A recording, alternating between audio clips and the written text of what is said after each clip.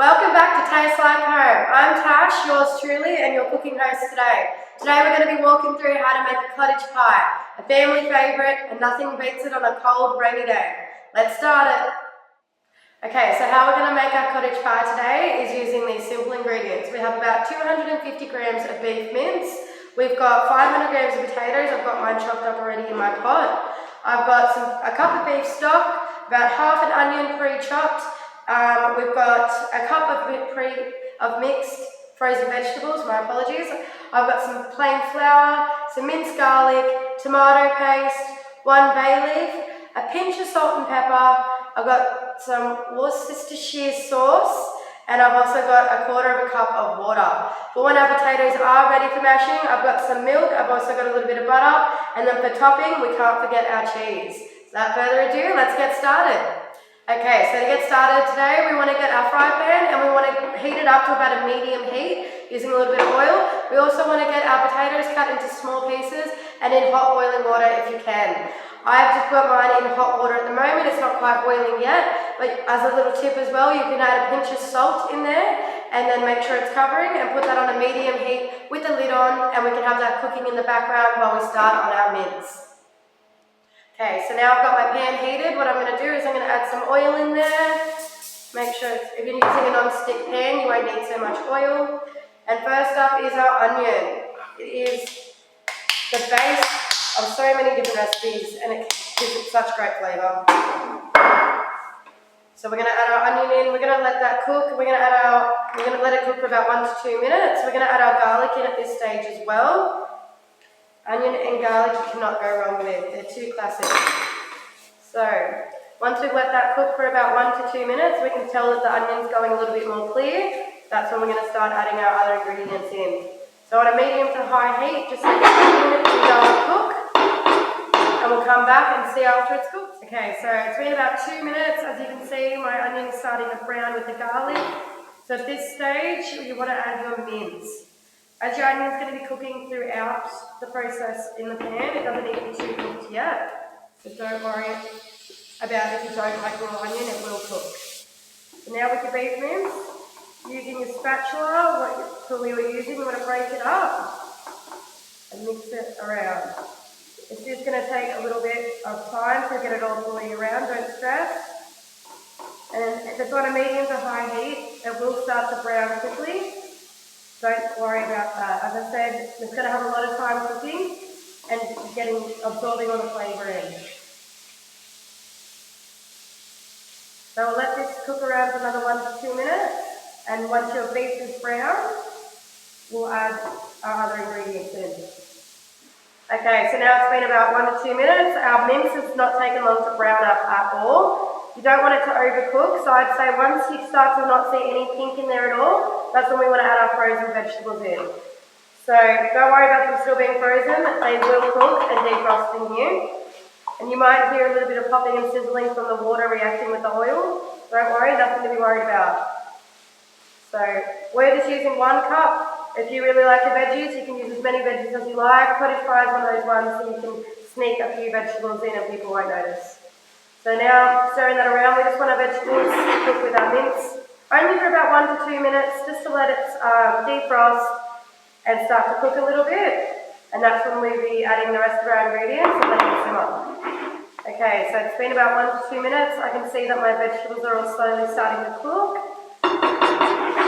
Alright, I'll have plenty of time to cook soon. So at this stage, we want to turn it down to a low to medium heat. We don't want it to be too hard, we want it to all come to a simmer. So this is the stage where we want to add the remaining ingredients in. So what I'm probably going to do is I'm going to add my liquid ingredients in first, and then my powder ingredients, and then that way it might mix a bit together first, a bit better. So I'm just going to add my quarter of a cup of water. I've got my beef stock, I'm going to mix in. Beautiful. My Worcestershire sauce, every time I say it, it gets worse and worse, I'm sure. And then I'm going to add my bay leaf. I've got a pinch of salt and pepper. And lucky last, I've got my tomato paste. So what you want to do at this stage, adding all your ingredients in, you can add some salt and pepper in as well for flavour. I normally do that at the end once you've tasted it all. You're just going to let that all combine and come to a simmer for about 25-30 minutes. Once it's all combined together, you want to be letting it just sit there and simmer with stirring it occasionally every 5 to 10 minutes and checking that it hasn't gotten too thick. We also need to add our flour, I just realised, because this isn't going to get very thick as it is. So once you've added your flour, we've added all that, we've stirred this all through, it will start to thicken up. And you just want to make sure that it doesn't get too thick. So every 10-15 minutes, come back and give it a little stir and check that it's not too thick. And if it is, you just want to add a little bit of water at a time, stirring it in and not adding too much, otherwise you're going to double your cooking time, and we don't want that. Alright, so now that this is all stirred through, I'm just going to leave this on a low heat and come back and check on it soon.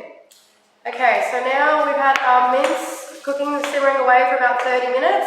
It started to become a bit thicker, you can see it there. So what we want to do now at this stage is we want to get our baking tray. As we're doing a small serving, I'm just using a small little one here, and we want to scoop it into our baking tray.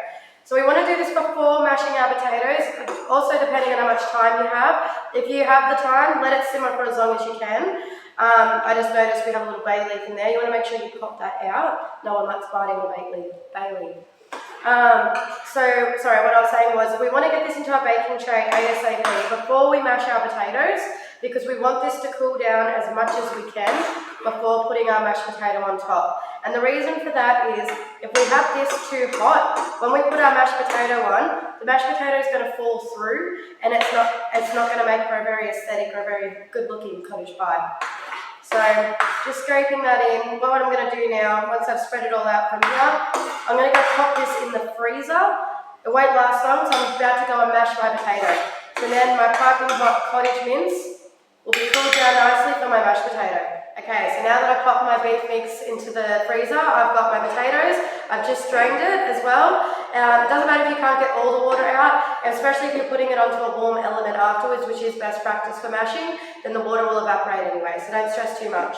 So I've got my third of a cup of milk. I'm going to put my milk in there, and I'm going to get my butter, and I'm going to mash that in. I've also got salt and pepper, which you can do. There's multiple ways you can do mashed potatoes. I know one good way of practice is to put your butter in first and to mash, but at the end of the day, it all gets mashed together, so it doesn't matter. So you're going to mash that all up. Now I say it is best practice to do it on a warm element, only as it will keep your pot heated and help the mashing process and everything kind of come together. Plus it keeps your mash nice and hot. If you're serving mash as is your goal. Alright, so I'm not going to mash this too much, won't matter too much, but as you can see, we've got a nice mashed potato there, and it's ready for our cottage pie. Okay, so now I've got my mince mixture out of the freezer. It is still a little bit warm, so we may have some mash fall through, but if it does, it doesn't matter, it all tastes the same. So I'm going to get my mashed potato that we've just mashed, and I'm going to scoop it out onto my mince. You're going to try and spread it out evenly as much as you can. But we'll use a fork afterwards anyway, so don't worry when you're scooping it about getting it all around. Get as much as you can, and then what you want to do is either using your spoon that you're using, or your utensil, you want to just spread that around, so you're trying to get to your edges. If you don't have quite enough mash, then that's also okay. You can normally manage to just spread it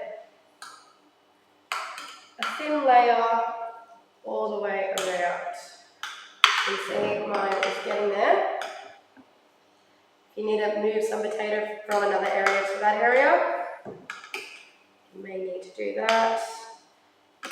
So then, by the end of it, you'll have a nice spread out mashed potato. Now one little tip that you can do as well is you can get your fork and using that end, you can go through and make little lines like that. And what that will do is it's going to make crispier edges for when we take it out of the oven and the cheese to fall through. So I'm going to scrape it across like that and then across those ways too. So by doing that, we'll get some nice crispy edges of our potato. And then our final step, which I think is arguably the most important step, is adding cheese. So we're going to get our cheese and we're going to spread it across as much as we can evenly. Again, doesn't matter too much about how you spread it. And then once you've got it on there, beautiful. If you're a cheeseaholic like me, you may want to add more cheese. We're going to take it like this and we're going to pop it in the oven for about 20 minutes. We'll see you when it comes back. I'll see you when I come back. So I was meant to say, I'll see you when we come back in 20 minutes. Oh my. Look at that. That looks like a perfect cottage pie to me if I've ever seen one.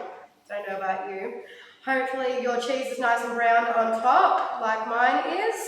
And you want it nice and crispy around the side. That's perfect. I know we said this serves 2, but this could easily serve 4. And the great thing about cottage pie is that it is perfect for leftovers.